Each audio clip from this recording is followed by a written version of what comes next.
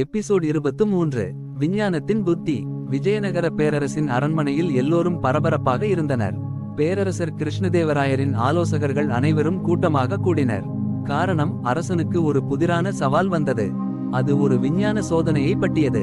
நாட்டின் முன்னணி விஞ்ஞானிகள் கூட அதற்கான தீர்வை அறிய முடியாமல் திணறினர். அப்போது மந்திரியின் பரிந்துரைப்படி நகைச்சுவை வேந்தர் தெனாலிராமன் அவன் பேருக்கு அழைக்கப்பட்டார். தெனாலிராமன் சிரித்துக்கொண்டே அரண்மனைக்கு வந்தார். விஞ்ஞான சோதனை, விஞ்ஞானத்தின் அடிப்படைகளை தெனாலி விளக்குகிறார். அரசர் கிருஷ்ணதேவராயர் சவாலை தெனாலிக்கு விளக்கினார். ஒரு கிணற்றில் தண்ணீர் ஏறி மிதக்கும் பொருள்களையும் மூழ்கும் பொருள்களையும் வேறுபடுத்தி காண்பிக்க வேண்டும். இதற்கான காரணத்தையும் விஞ்ஞான அடிப்படையிலும் விளக்க வேண்டும். தெனாலி சிரித்துக்கொண்டு பேச ஆரம்பித்தார். அரசே, இது சுலபம். உங்கள் திமிருடன் தான் இந்த சோதனை அர்ப்பணிக்கப்பட்டிருக்கிறது. அவனை நம்பி அரசர் உடனே கட்டளையிட்டார். அரண்மனையின் பெரிய கிணற்றில் தண்ணீர் நிரப்பப்பட்டது. அதில் பல பொருள்கள், மரத்துண்டுகள், இரும்பு கல்லுகள், மெழுகு பொருள்கள் போன்றவை வீசப்பட்டன. தெனாலி கிணற்றருகே சென்று ஒன்றை எடுத்துக்காட்டாக கூறினார். இதில் மரத்துண்டுகள் தண்ணீர் மேல் மிதக்கின்றன. காரணம், அவற்றின் அடர்த்தி தண்ணீரின் அடர்த்தியை விட குறைவாக உள்ளது. ஆனால் இரும்பு கல்லுகள் மூழ்குகின்றன, ஏனென்றால் அவற்றின் அடர்த்தி அதிகமாக உள்ளது.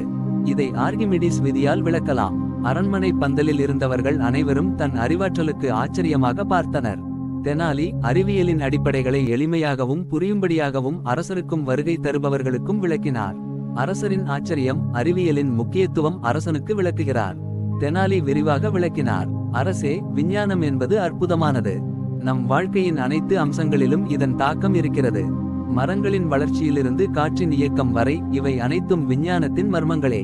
நம் நாட்டை முன்னேறச் செய்ய இதை புரிந்து கொள்வது அவசியம். அரசர் கிருஷ்ணதேவராயர் மிகவும் மெய்மறந்தார். தெனாலி, நீ செப்பியதை நானும் ஏற்கிறேன். அறிவியல் மட்டும் நம்மை எதிர்காலம் நோக்கி இழுத்துச் செல்லும் சக்தியாக இருக்கும். இப்போது அரசர் விஞ்ஞான சோதனையின் தேவையை மட்டுமல்ல, அதன் மகத்துவத்தையும் புரிந்து கொண்டார். அரண்மனை மக்களும் தெனாலியை பாராட்டி தள்ளினார்கள். தெனாலி தனது மனதில் சிரித்துக்கொண்டே சென்றார். விஞ்ஞானம் ஒரு சக்தி, அதை தெளிவாக விளக்குவது தானே வெற்றி. விஞ்ஞானத்தின் புத்தியை தெனாலி எளிமையாகவும் புத்திசாலித்தனமாகவும் விளக்கி அரசின் நம்பிக்கையை வென்றார். விஞ்ஞானத்தின் அடிப்படைகளை அரசின் உள்கருத்தில் சேர்த்தார். இதுவே தெனாலியின் செம்மையான புத்தி.